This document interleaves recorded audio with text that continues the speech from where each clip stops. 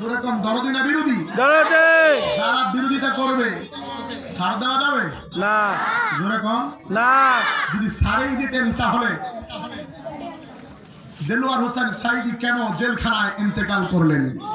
যদি ছাড়েই দিতেন তাহলে আল্লামা মামুনুল হক কেন 3 বছর জেল খাটলেন? যদি ছাড়েই দিতেন তাহলে কেন আমির হামজা জেল খাটলেন?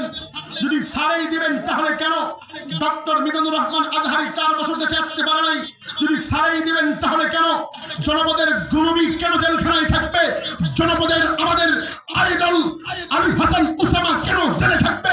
যদি ছাড়েই দিবেন তাহলে উলামায়ে কেরামকে কেন ফিজিস্টের সময় জেলখানায় কারাবন্দীতে রেখেছেন? সময় এসেছে এক প্ল্যাটফর্মে এসে রাসূলের বিরোধীর কবর এই জমিনে রচিত করতে হবে। কথা বলো ঠিক না? আমাদের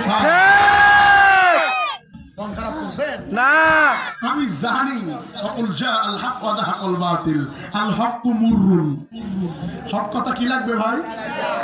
তবে কথা এটা বাস্তব, ঠিক না? ঠিক জোরে কর। মন খারাপ করছেন না। তাহলে আমরা কি রাসূলের দরদি না বিরোধী? দরদি। জোরে কর, দরদি না বিরোধী? দরদি থাকার পক্ষে রাজি কারা কারা? আল্লাহ তাআলা কবুল করুন। জোরে কর আমিন। আমিন। চলবে কি চলবে না?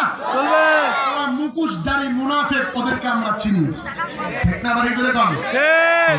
করে থাক ধোঁকাবাজ, চোখে তোদের নাহি লাশ, গোড়া কেটে আগায় ঢালো পানি তোদের চিনি, আর কত কাল করবি রে শয়তানি নানি, আর কত কাল করবি রে শয়তানি। মন খারাপ করছেন না। চলবে চলবে চলবে। মালিকের ইবাদত করার জন্য, সুন্দর আমলের প্রতিযোগিতা দেওয়ার জন্য আল্লাহ তাআলা আমার আপনার হায়াত দিয়েছেন, ঠিক না? হায়াত দেওয়ার আগে মৌতের কথা বলেছেন। উদাহরণ নেন সংক্ষেপে।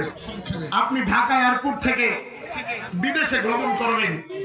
গমন করার আগে আপনার যখন ভিসা ভেরিফাই করবেন, তখন আপনার ভিসায় বলবে ভাই কবে আসবেন। যাওয়ার আগেই জিজ্ঞাসা করবে কবে আসবেন, ঠিক না? আচ্ছা কেন?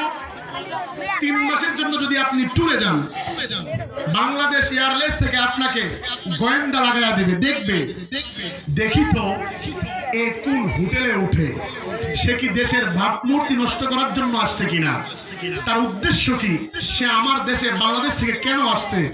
যদি ভালো কাজ করে তাকে ইস্তেকবাল জানাবে, যদি খারাপ কাজ করে তার মামু বাড়ির ভাত খাওয়াইয়া দিবে, ঠিক না? ঠিক তদ্রুপ আল্লাহ তাআলা হায়াতের জিন্দেগি দিয়ে বলেছেন, যাও আমি আল্লাহ তো তোমার 2 কাঁধে 2টা সিসি ক্যামেরা লাগাইয়া দিচ্ছি। কি নাম?